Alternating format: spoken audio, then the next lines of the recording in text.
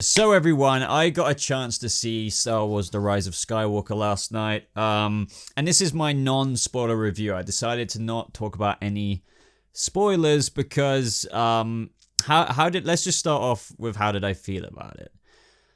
I don't really know fully how to feel about it yet. I don't want to jump off the gun as what I did with The Last Jedi because believe it or not, I really enjoyed that film to begin with. And it is a good movie, but I'm more in the bandwagon of it's not a good Star Wars movie with the way I kind of feel about it. Now, with The Rise of Skywalker, I just really want to be bluntly open and honest in this review as a Star Wars fan who tries to see both sides of the fence, but I'm just going to tell it how I see it. Let me preface this as well by saying I don't hate this film. I'm not like that. If you really enjoy this film, which I don't, I can say that right off the bat, I don't think it's a great film. But if you enjoy it and you think that's great, more power to you. I'm happy for you. I wish I could, have that mindset.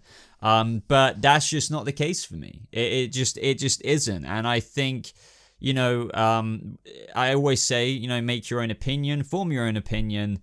But, at the same time, whether you know this or not, all the critic reviews of this, I think currently this will change. It's set at 53% on Rotten Tomatoes. The thing is about that, whether you're one of those people who say, F the critics, blah, blah, blah, make your own mind up, whatever, fair enough, completely fair enough. Do that. You might enjoy the movie, screw what that critic says. But when they're all unanimously saying the same things, which I will also echo in this review, and I think a lot of fans of this film as well, like really, who really endorse this will also probably admit some of these flaws as well. They are quite echoed throughout many different places, and you will kind of find that here. But I will praise this when it comes to praising it as well. I think that's enough context in this introduction. But I didn't want to get into spoilers just because, don't get me wrong, I've made my mind up about quite a few spoilers, but in terms of how I feel about it, but I need to see this film again. When you've heard the actors, whether that's Daisy Ridley or whoever else saying that you need to see it almost again or just don't go to the toilet because there's so much that goes on, that's so true. And let me just start this off by saying it moves fast. So incredibly fast. It's probably the most fast-paced film I've seen in a long time. I was about to say forever, but I can't pull that out of my brain right now. It is like a jump cut. Like YouTube editing, some people go like, hey, my name, like that. It's crazy. And that's not really attractive. At the same time, I do want to understand and also put the context in when you're finishing off the Skywalker Saga and you're taking all 9 films into account and how we'll revisit these points a little bit later in this video.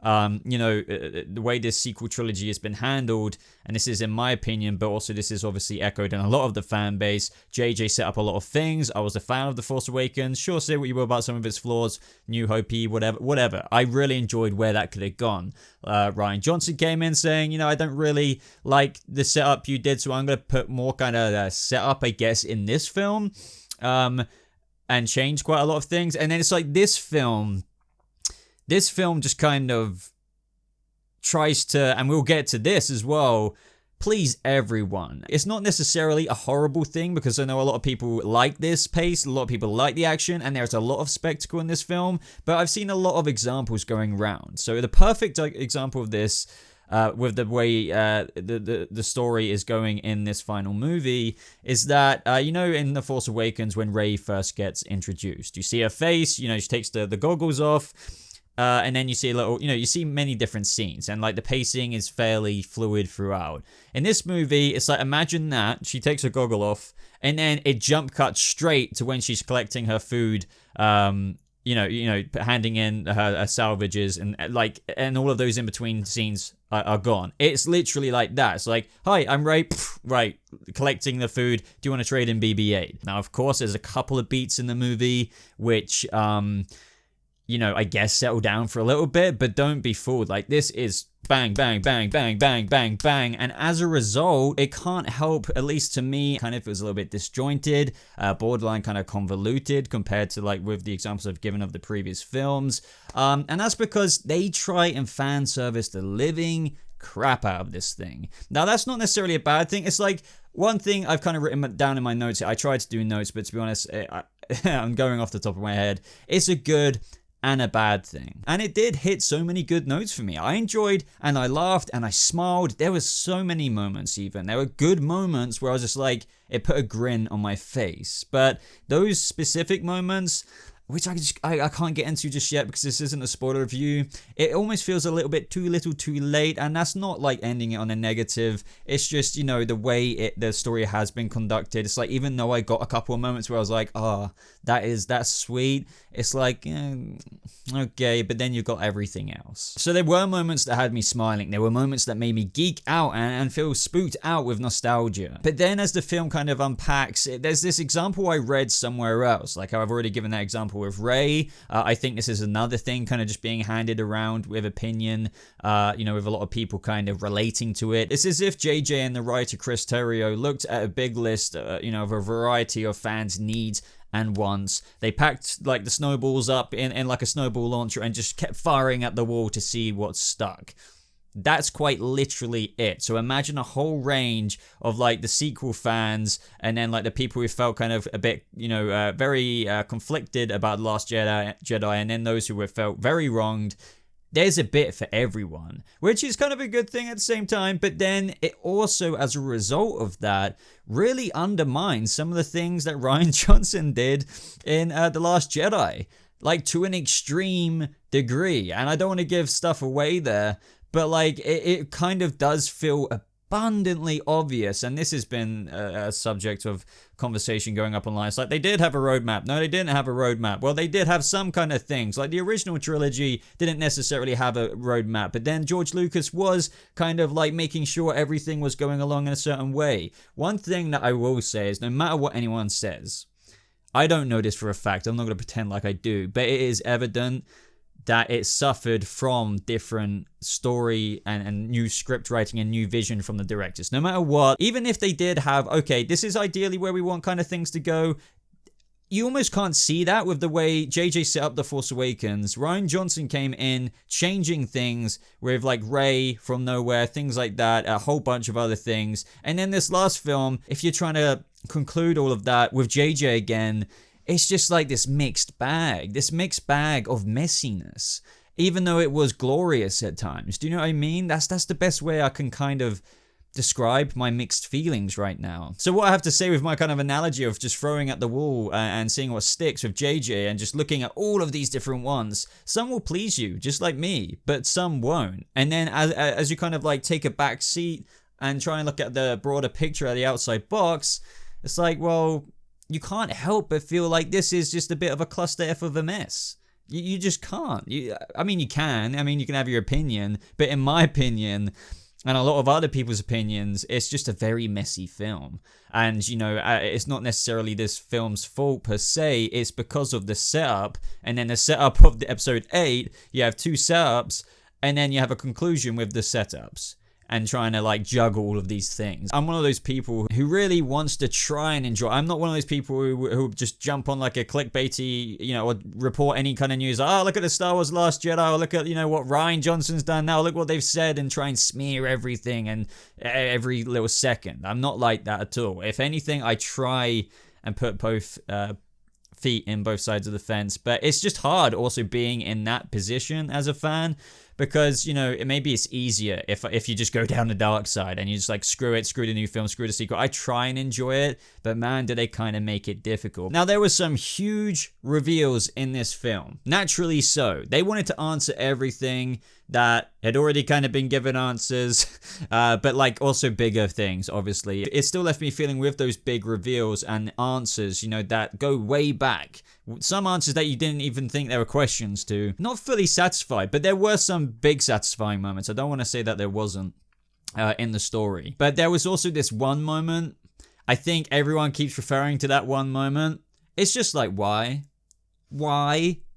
Why? Like, if you've seen the film, you probably know what I'm on about. Towards the end, the end, basically. Not the end.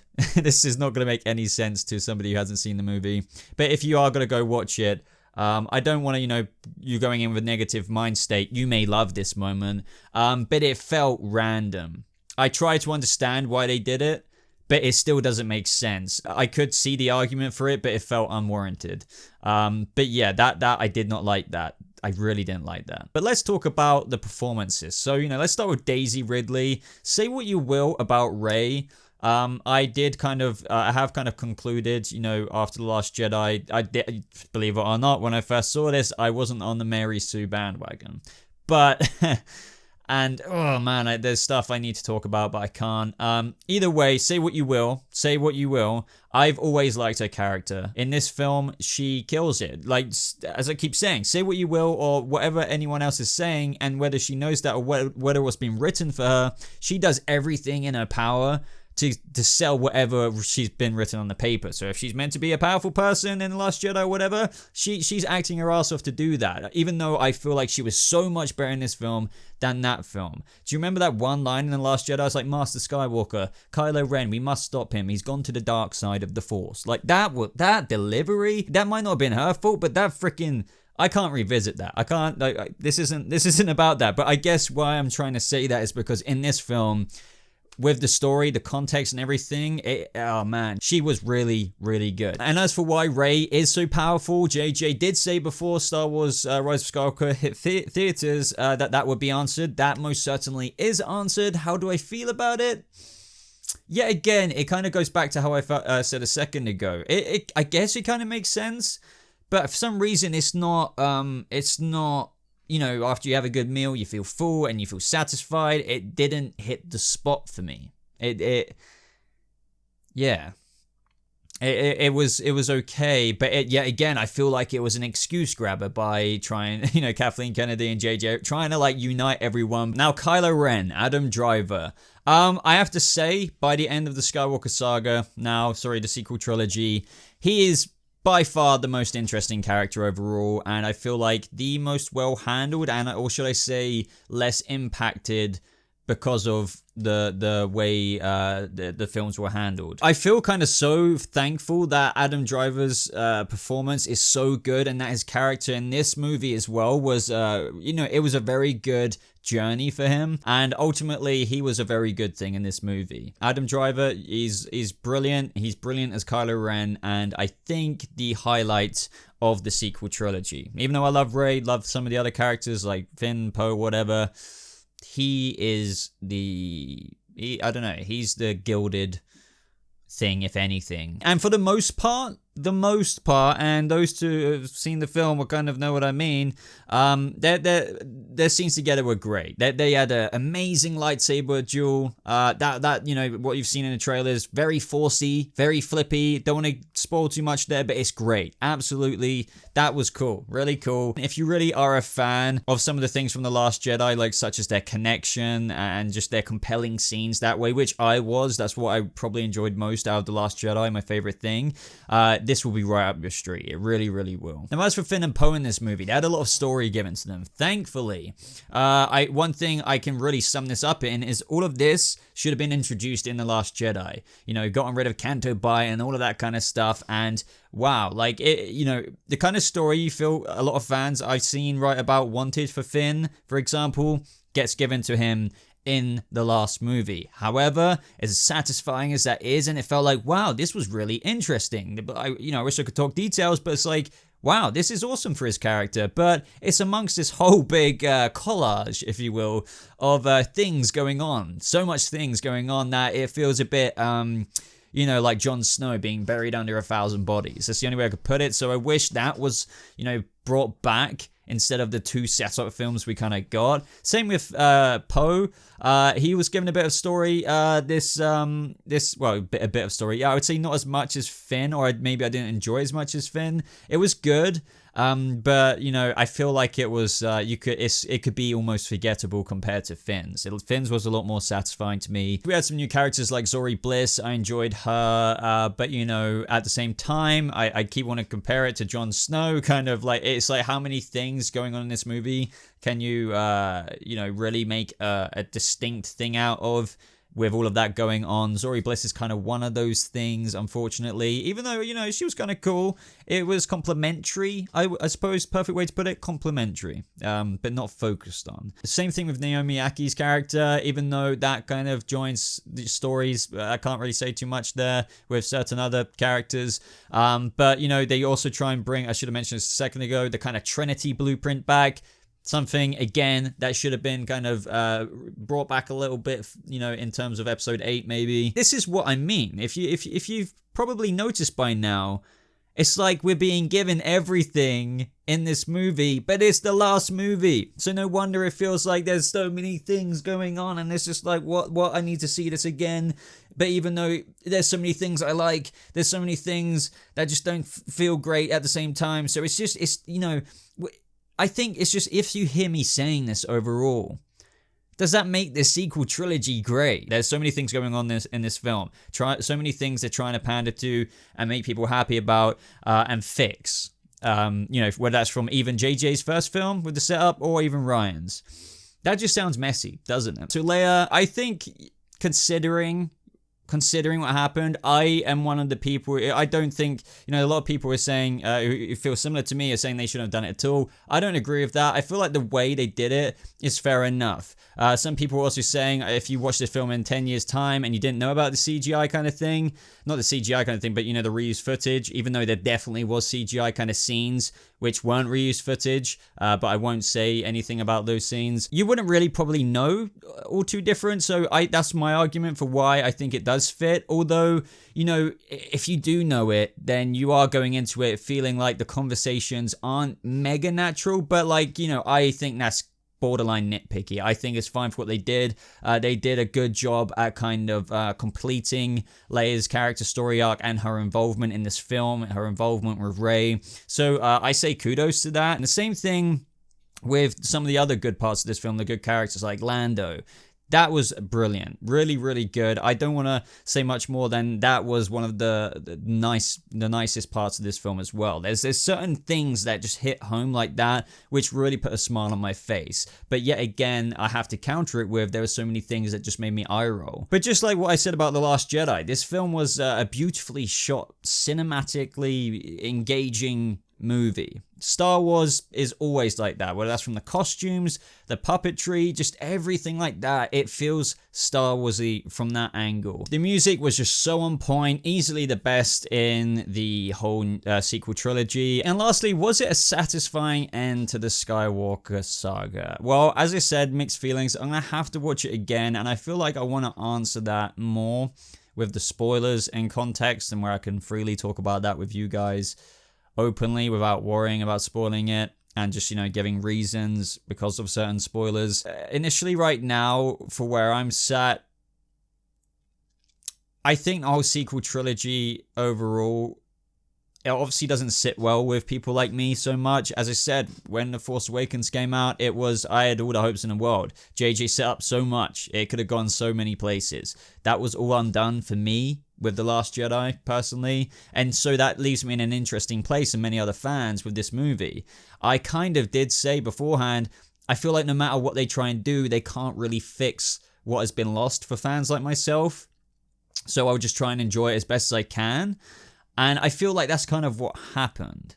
So you know, it's almost like this place where I feel like maybe I could have never have been satisfied. As I said, I don't want you thinking I went into that, because I went into it freshly. But, you know, now with a bit more perspective after seeing the movie, with what I just said, I feel like maybe that was never achievable.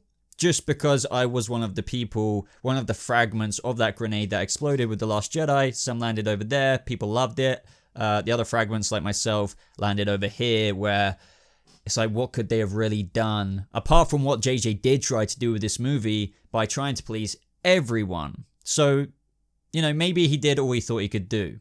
Try and please everyone. Last Jedi haters, Last Jedi lovers. But does that make it a satisfying conclusion? Not really, unfortunately. It doesn't leave a bitter taste in my mouth, per se. I don't think that's the case, because I think I could put this movie on and try and enjoy it for what it is, for all the callbacks it does, for all the, you know, kind of pandering it does, but it's like, hey, some of that was kind of cool though. But, you know, overall it's just a bit disjointed.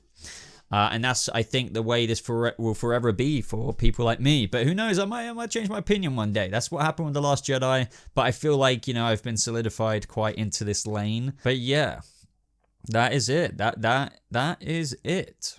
Anyway, guys, thank you to those who watched this far. I know I talk a lot. I'm very passionate about this. I hope some of you kind of watched this, and maybe as you were watching it, you kind of felt like how I do. I know I'm not the only one who just still has mixed feelings after watching it. There's a lot going on. I don't think after I watch it again, it's going to solve all my questions or like mixed feelings. It left things, believe it or not, still open for some questions, which is just interesting, but I don't think they're the most like holy crap kind of questions.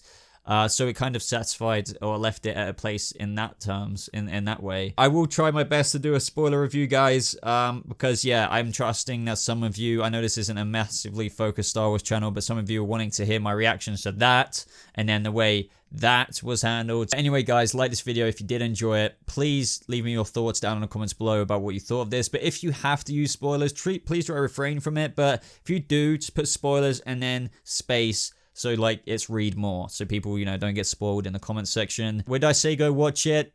Yeah, because, you know, if you're a fan of these films, no matter what you felt after The Last Jedi, it's kind of weird to leave the story incomplete there. But then again, you do you. But I would say from a person who, you know, has been along, you know, the journey of a person who didn't really like the way this direction has gone with the sequel trilogy, I had to go see how it finished regardless. So I would say go see it. And I don't want to end this on a massively negative note. There are things you will enjoy. Of course there is.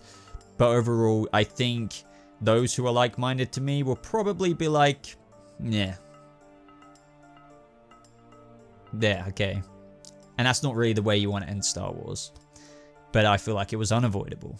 Yeah, that. So anyway, guys, thanks for watching. Hope you have a lovely rest of your day. May the Force be with you, always.